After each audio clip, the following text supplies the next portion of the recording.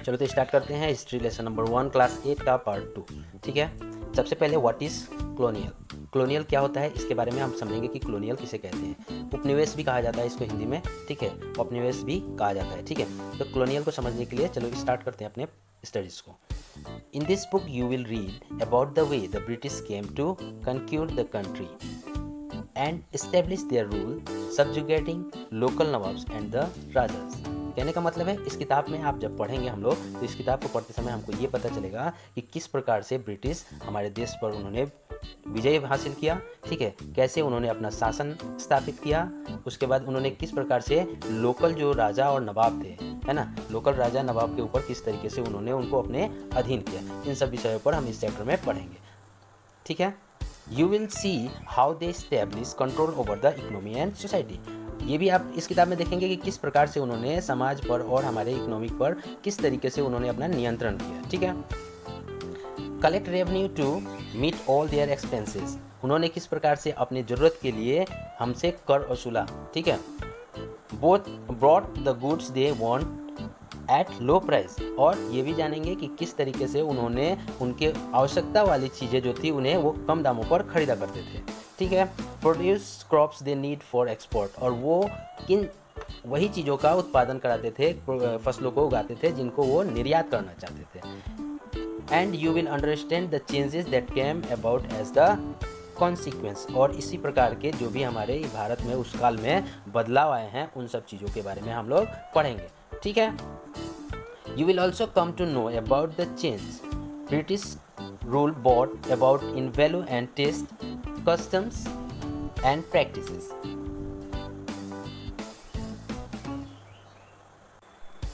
आप ये भी जानेंगे कि ब्रिटिश शासन के कारण यहाँ की मूल मान्यताओं और पसंद नापसंद, रीति रिवाज या और तौर तरीकों में क्या क्या बदलाव आए हैं। ठीक है, आगे बढ़ते हैं। When the subjugation of one country by another leads to these kind of political, economical, social and cultural changes, we refer to the process as colonization। Okay, तो कहने का मतलब है जब एक देश का एक देश के ऊपर किसी दूसरे देश का दबाव हो जाता है, दबदबा होता है, ठीक है, और उसकी वजह से उसके आर्थिक, राजनीतिक, सामाजिक और सांस्कृतिक किसी भी चीज़ में बदलाव जब आता है तो इस प्रक्रिया को हम कहते हैं कोलोनाइजेशन। ठीक है, तो कोलोनाइजेशन किसे कहते हैं, तो ये आपको याद रख लेना है कि when a subjugation of one country by another leads to its kind of political, economical and social cultural changes, we refer to the process as colonization। ये है what is colonization का आंसर, इसको याद रखना है। ठीक है, आगे बढ़ते हैं हम लोग। You will however find that all class and groups did not experience these changes in the same way। That is why book is called Our Past in the Plural। कहने का मतलब हुआ कि आप यह भी ये समझ में आ जाएगा कि सारे वर्ग और जो समूह थे, जो है ना, लोकल जो भी ग्रुप्स थे, है ना, और जो भी क्लासेस थे, इनमें क्या है, बदलाव को एक ही ढंग से अनुभव नहीं कर रहे थे। ठीक है, उस समय जो बदलाव हो रहा था सब में एक ही तरह का बदलाव नहीं हो रहा था। इसलिए हम क्या कहते हैं, इस किताब को आवर पास्ट के नाम से जानते हैं। आवर पास्ट ये क्या हो जाता है, पास्ट प्लूरल फॉर्म है, सिंगुलर फॉर्म नहीं है। Okay, that much. Now how do we know, हम कैसे जान जाते हैं। ठीक है, तो what source do historians use in writing about the last 250 years of Indian history। अब सवाल ये है कि भारत के इतिहास को, है ना, 250 साल पहले का जो भारत का इतिहास है, इसको लिखने के लिए इतिहासकार किन स्रोतों का, सोर्स का इस्तेमाल करते हैं। सोर्स आपको मैंने पहले भी बताया था कि सोर्स याद रखना है, सोर्स से ही इतिहास को लिखा जाता है और पढ़ा जाता है। ठीक है, ये महत्वपूर्ण एक वर्ड है हिस्ट्री के लिए। देखते हैं कैसे, कौन सा सोर्स का इस्तेमाल करते थे। तो एडमिनिस्ट्रेशन प्रोड्यूस रिकॉर्ड्स। एडमिनिस्ट्रेशन जो होता है प्रशासन कहलाता है, और इसमें क्या होता है, रिकॉर्ड्स होते हैं, तैयार करता है एडमिनिस्ट्रेशन ही रिकॉर्ड्स को तैयार करता है। One important source is official records of British administration. अब ये जो हिस्ट्री लिखने वाले थे, इतिहासकार थे, हिस्ट्रियंस के लिए ब्रिटिश का जो एक रिकॉर्ड था, उसके एडमिनिस्ट्रेशन का जो रिकॉर्ड था, ये एक इम्पॉर्टेंट सोर्स है। ठीक है, the British believe that the act of writing was important. British का ये मानना था कि जो लिखने का काम है ना, तो लिखना बहुत ही महत्वपूर्ण है। किसी भी घटना को, कोई भी चीज़ होती है, उसको लिखना बहुत महत्वपूर्ण था, सो दैट वो लोग रिकॉर्ड तैयार करते थे। Every instruction, plan, policy, decisions, agreement, investigation had to be clearly written उनके अनुसार किसी भी प्रकार का जो भी है प्लान हो, पॉलिसी हो, इंस्ट्रक्शंस हो, डिसीजन हो, एग्रीमेंट हो, इन्वेस्टिगेशन, कोई भी चीज़ हो, किसी भी चीज़ के बारे में एकदम साफ साफ से लिखना जरूरी है, जिससे क्या होगा, once it was done things could be properly study and debated. और इससे क्या फ़ायदा होगा कि वो मानते थे कि अगर इन सब चीज़ों को साफ साफ लिखा जाएगा तो कभी भी इन चीज़ों के ऊपर में स्टडी किया जा सकता है या इनके ऊपर में वाद विवाद किया जा सकता है, डिबेट किया जा सकता है, ठीक है। This conviction produced an administrative culture of memos, notings and reports। अब इस साझेदारी के चलते क्या हुआ कि ज्ञापन, टिप्पणी, प्रतिवेदन इनको बोलते हैं, पर अधिक शासन की संस्कृति पैदा हुई। क्या बोलते हैं, तो इनके आधार पर शासन की संस्कृति पैदा हुई कि ये जो लिखे गए हैं, लिखे अनुसार ही शासन का क्या हुआ, संस्कृति पैदा हुआ। The British also felt that all important documents and letters need to be carefully preserved।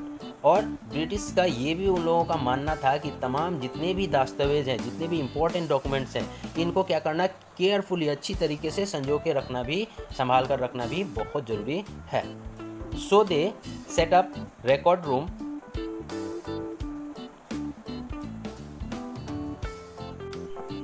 Attached to all administrative institution. तो इसलिए क्या किया उन्होंने जितने भी एडमिनिस्ट्रेटिव इंस्टीट्यूशंस थे उनके लिए उनके बगल में रिकॉर्ड रूम बनवा दिया, ठीक है। आज भी आप जाएंगे तो सारे एडमिनिस्ट्रेटिव क्षेत्रों में आपको रिकॉर्ड रूम मिल जाएगा। The villages, tehsildar's office, the collectorate, the commissioner's office, the provincial secretariats, the lower court all had their record rooms. कहने का मतलब है कि जितने भी एडमिनिस्ट्रेटिव क्षेत्र के उस समय के उनके ऑफिसेस थे, जैसे तहसीलदार का ऑफिस हो गया, कलेक्ट्रेट हो गया, कमिश्नर्स ऑफिस हो गया, ठीक है, जितने भी लोअर कोर्ट हो गया, सेक्रेटेरिएट हो गया, जितने भी थे उनके क्या थे, अपने अपने उनके बगल में रिकॉर्ड रूम्स थे, ठीक है। Specialised institution like archive and museum were also establish to preserve important records. और महत्वपूर्ण रिकॉर्डों को संभाल कर रखने के लिए क्या क्या बनाए गए, म्यूजियम भी बनाए गए और आर्चिव भी बनाए गए। इनको कहते हैं अभिलेखगार, ठीक है, हिंदी में करते हैं। आर्काइव मतलब होता है अभिलेखगार, ठीक है। तो ये इन सब रिकॉर्ड रूम्स में हर चीज़ को प्रिजर्व करके रखते थे। Letters and memos that move from one branch of the administration to another in the earlier year of the 19th century can still be read in the archive। कहने का मतलब है कि 19वीं सदी के शुरुआत में जो भी चीज़ें एक एडमिनिस्ट्रेशन से दूसरे एडमिनिस्ट्रेशन तक, जो भी चिट्ठियाँ या जो भी दस्तावेज वहाँ तक एक जगह से दूसरी शाखा में भेजे जाते थे, उनको आप क्या कर सकते हैं, आज क्या है, आज के आर्काइव में जा करके आप उन लेटर्स को पढ़ सकते हैं। वो आपको वहाँ पे उनको प्रिजर्व करके रखा है, आपको मिल जाएगा। You can also study the notes and reports that district officials prepare और the instruction and directives that were sent by officials that at the top of provincial administration. आप क्या कर सकते हैं, तो उस समय के 19वीं शताब्दी के जो भी डिस्ट्रिक्ट ऑफिशियल्स थे उनके द्वारा बनाए गए जो भी चिट्ठियाँ हैं या फिर उनके द्वारा अपने ऊपर बैठे अफसरों द्वारा प्राप्ति अधिकारों को जो भेजा गया, जैसा भी दिशा निर्देश हो या कोई सुझाव हो, इस प्रकार का कोई भी पत्र उनके द्वारा कहीं अपने से ऊपर बैठे हुए लोगों को, अफसरों को भेजा गया हो या अपने से नीचे वालों को कोई निर्देश दिया गया हो, तो इस प्रकार की आप नोट्स और रिपोर्ट्स को पढ़ सकते हैं। वो प्रिजर्व करके 19वीं शताब्दी का अभी भी रखा गया है, ठीक है। In the early year of the 19th century, these documents were carefully copied out and beautifully written by calligraphists, that is by those who specialize in the art of beautiful writing।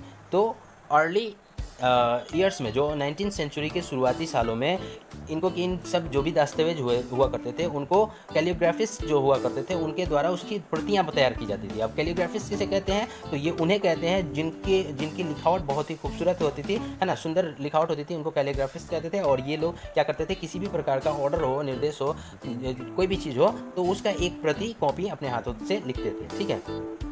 By the middle of the 19th century, with the spread of printing, multiple copies of this record were printed as proceeding of each government department. और 19वीं शताब्दी के मध्य में आते आते जैसे जैसे printing press का है ना, प्रिंटिंग का काम फैलने लग गया, तो उस समय जब प्रिंटिंग प्रेस आ गए थे और प्रिंटिंग का काम शुरू हो गया था, तो इन सब रिकॉर्ड्स को अब क्या किया जाता था, इनके मल्टीपल कॉपीज, एक से अधिक कॉपियाँ तैयार की जाती थी। कोई भी गवर्नमेंट का डिपार्टमेंट हो तो सरकारी विभाग के किसी भी कार्रवाई का है ना, उसके दस्तावेज के कई कॉपी प्रिंट आउट किए जाते थे। ठीक है,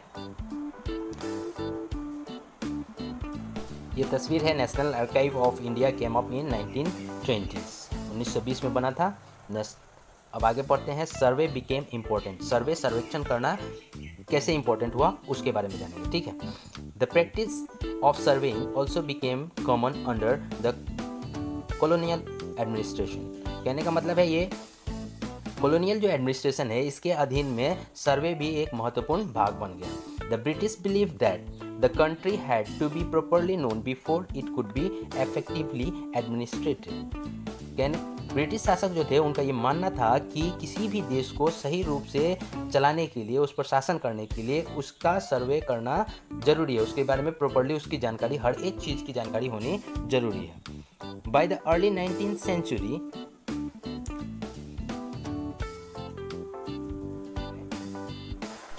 detailed survey were being carried out to map the entire country. तो 19वीं शताब्दी के शुरू में क्या हुआ कि शुरुआत में ही पूरे देश का नक्शा तैयार करने के लिए सर्वे शुरू कर दिया गया। ठीक है, इन द विलेजेस, गांव में क्या शुरू किया गया, in the villages revenue survey were conducted. तो जो टैक्स का था रेवेन्यू सर्वे, उसका शुरुआत हो गया, गांव में रेवेन्यू का सर्वे करना शुरू किया गया। The effort was to know the topography, the soil quality, the flora, the fauna, the local histories and the cropping pattern. और ये जो भी सर्वे करना शुरू किया गया 19वीं शताब्दी के शुरुआत में, तो इसका मुख्य उद्देश्य क्या था, तो इसका मुख्य उद्देश्य था जानने के लिए कि यहाँ की मिट्टी की गुणवत्ता क्या है ना, कि इसकी यहाँ की टोपोग्राफी के बारे में जानना था, सॉइल की क्वालिटी के बारे में जानना था, यहाँ के वनस्पतियों के बारे में जानना था, यहाँ के लोकल इतिहास और इन सब चीज़ों का, और किस प्रकार से खेतीबाड़ी की जाती है, इन पैटर्नों को जानने के लिए सर्वे को किया गया था। ठीक है, all the facts seen as necessary to know about the administrator the region. कहने का मतलब है इनका मानना था कि किसी भी इन सारी चीज़ों को जानना बहुत अधिक जरूरी है शासन चलाने के लिए हर चीज़ों की जानकारी होनी जरूरी है। सो दैट इन्होंने सर्वे करना शुरू किया, भारत का नक्शा तैयार करना शुरू किया, भारत का टोपोग्राफी, वहाँ का फौना और यहाँ के जो भी पैटर्न थे कृषि के, वो चीज़, इतिहासों के बारे में उन्होंने एक डिटेल्स सर्वे स्टार्ट कर दिया। ठीक है, from the end of 19th century census operation were held every 10 years. और 19वीं शताब्दी के अंत में आते आते क्या है, सेंसेक्स चालू हो गया, जनगणना शुरू हो गया, जो कि हर एक 10 साल पर किया जाने वाला काम है, जो हर 10 साल पर जनगणना शुरू कर दिया गया 19वीं शताब्दी के अंत तक। These prepared details record of the number of people in all the province of India, noting information on caste, religion and occupation। अब ये जो सर्वे क्या हुआ, सेंसेक्स स्टार्ट हुआ, इस सेंसेक्स से क्या पता चलता था, तो इन सेंसेक्स को जान के कि पूरे भारत में सभी प्रांतों में कितने लोगों की संख्या है, कितने लोग रहते हैं, उनकी क्या क्या जाति है, किस इलाके के, और व्यवसाय के, उनके व्यवसाय के बारे में जानकारी, ये सारी जानकारियाँ इकट्ठा की जाती थी। ठीक है, there were many other surveys, और भी बहुत सारे सर्वे थे, जैसे कि botanical survey, zoological survey, archaeological survey, anthropological survey, forest survey, इस प्रकार का और सारा भी सर्वे किया गया। कहने का मतलब है टोटली भारत के हर एक हिस्से, हर एक अंग का सर्वे करके और इसको जानना जरूर हो गया। माने उनका मानना था ब्रिटिश शासन का कि कहीं पे भी सही तरह से सरकार को चलाने के लिए, अपना एडमिनिस्ट्रेशन को चलाने के लिए उसके हर एक चीज़ के बारे में मालूम होना जरूरी है। तो सो दैट उन्होंने ये सर्वे का काम स्टार्ट किया और पूरे भारत का सर्वे किया। ठीक है, what official record do not tell. अब कहने का मतलब है ऑफिशियल रिकॉर्ड से हमको क्या नहीं पता चलता। ठीक है, from this vast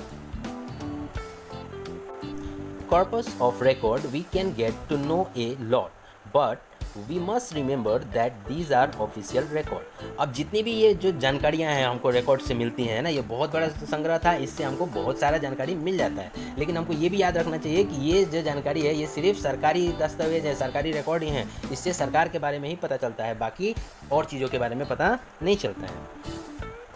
they tell us what the officials thought what they were interested in and what they wish to preserve for history. कहने का मतलब है इन रिकॉर्डों से हमको क्या पता चलता है, तो इन रिकॉर्डों से हमें सिर्फ उस ज़माने के जो ऑफिशियल्स थे उनकी सोच के बारे में पता चलता है, ठीक है, उनको उनकी किस चीज़ में दिलचस्पी थी ये पता चलता है ना, और वो किन किन चीज़ों को बचाए रखने चाहते थे, भविष्य के लिए किन चीज़ों को बचा के रखना चाहते थे, इन्हीं सब चीज़ों की हमको वहाँ पे जानकारी मिलती है इन रिकॉर्डों से, ठीक है। These records do not allows help us understand what other people in country felt and what lay behind their action। और इन रिकॉर्डों से हमको ये बाकी और चीज़ों के बारे में पता नहीं चलता है कि उस ज़माने में भारत के दूसरे हिस्से में जो और वर्ग थे और लोग थे वो क्या महसूस कर रहे हैं, उनकी क्या कार्रवाई थी, वो कैसे जी रहे थे, मैंने उनके बारे में टोटली हमको कुछ भी बाकी चीज़ों के बारे में पता नहीं चलता है। सिर्फ यहाँ पे जो ऑफिसर्स थे उनका क्या काम था, कैसे एडमिनिस्ट्रेशन चलाते थे, बस इन्हीं चीज़ों का हमको इनसे जानकारी मिलता है। भारत के और चीज़ों का इतिहास उस काल का उसमें नहीं मिलता है, ठीक है। For that we need to look elsewhere. और अब इसके लिए और भारत का डिटेल जानने के लिए, उस काल के बारे में जानने के लिए हमको कहीं और ढूंढना होगा, कहीं और देखना होगा कि कहीं और से हमको कोई सोर्स मिले जहाँ से हम इतिहास को जान सकें। When we begin to search for these other sources, we find them in plenty. Truth, they are more difficult to get than official records, ठीक है। अब जब हम लोग क्या करते हैं कि दूसरे स्रोतों को ढूंढना शुरू करते हैं, तो दूसरे स्रोत को जब ढूंढते हैं तो ये हमको प्लेंटी में, मतलब बहुत सारा सोर्स हमको मिल जाता है, लेकिन क्या है कि ये जो ऑफिशियल रिकॉर्ड था, है ना, ऑफिशियल रिकॉर्ड से इनको खोजना ज़रा मुश्किल काम है, ठीक है, क्योंकि इनके रिकॉर्ड्स को ढूंढना पड़ता है। ऑफिशियल रिकॉर्ड्स कहाँ थे, तो सभी के आर्काइव में या म्यूजियम में या जिनके भी रिकॉर्ड रूम्स थे उनमें रिकॉर्ड रूम में रखे गए थे, तो वहाँ से वो मिल जाते हैं। लेकिन और चीज़ों को ढूंढने के लिए क्या है, हमको कहीं और ढूंढना होता है और उसका कोई रिकॉर्ड रूम नहीं था, ठीक है। We have diaries of people, account of pilgrims and travelers, autobiography of important personalities and popular booklets that were sold in the local bazaar। अब कहने का मतलब है इन सब चीज़ों को अब हमको दूसरे सोर्स क्या हुए, तो उस ज़माने में लोगों के पास जो डायरी हुआ करती थी वो हमारे लिए सोर्स हुए, है ना। जो तीर्थ यात्रा पर जाने वाले लोग थे या यात्री थे उनके जो भी अकाउंट्स थे उनसे पता चलता है। किसी भी महत्वपूर्ण व्यक्ति का जो ऑटोबायोग्राफी है उससे पता चलता है, या फिर उस ज़माने के बाज़ार में जो किताबें बेची जाती थी उन बुक से भी और उन चीज़ों से हमको महत्वपूर्ण जानकारियाँ मिल जाती हैं, और ये सारे चीज़ हमारे लिए इम्पोर्टेंट हो जाते हैं और ये हमारे लिए सोर्स हो जाते हैं, ठीक है। As printing spread, newspapers were published and issues were debated in public। जैसे जैसे प्रिंटिंग का काम फैलता गया, न्यूज़पेपर जो है अखबार छपने लगे, और क्या है, जो भी मुद्दा होता था, किसी भी मुद्दे के बारे में जब अखबार में छपता था तो लोगों के बीच में आपस में बहस हुआ करती थी, ठीक है। तो कहने का मतलब है आप देख रहे हैं कि क्या चीज़ का कैसे परिवर्तन आ रहा है ना। Leaders and reformers wrote to spread their ideas, poet and novelties wrote to express their feelings। अब जो भी नेता थे ना, उस ज़माने के जो नेता लोग थे उन्होंने लिखना शुरू किया। नेता थे या रिफॉर्मर्स जो बोलते हैं सुधारक, नहीं, तो ये जो सुधारक थे या नेता थे ये अपने विचारों को लोगों तक पहुंचाने के लिए लिखना शुरू किया। कवि ने और नोवेलिस्ट जो भी थे उन्होंने अपने उपन्यास के द्वारा, अपने कविता के द्वारा लोगों तक अपने मन के भाव को पहुँचाने के लिए उन्होंने भी लिखना शुरू किया, ठीक है। All these sources, however, were produced by those who were literate। अब ये जो अदर सोर्सेज थे, ये सोर्सेज क्या है, उनके द्वारा लिखे गए थे जो उस ज़माने में पढ़े लिखे लोग थे। लेकिन क्या है कि अब पढ़े लिखे तो सारे लोग नहीं थे, तो हमको क्या है इनके विचारों के बारे में तो पता चल जाता है, लेकिन और लोगों के विचारों के बारे में जो अनपढ़ थे, जो किसान थे, है ना, तो आगे देखते हैं उसके बारे में।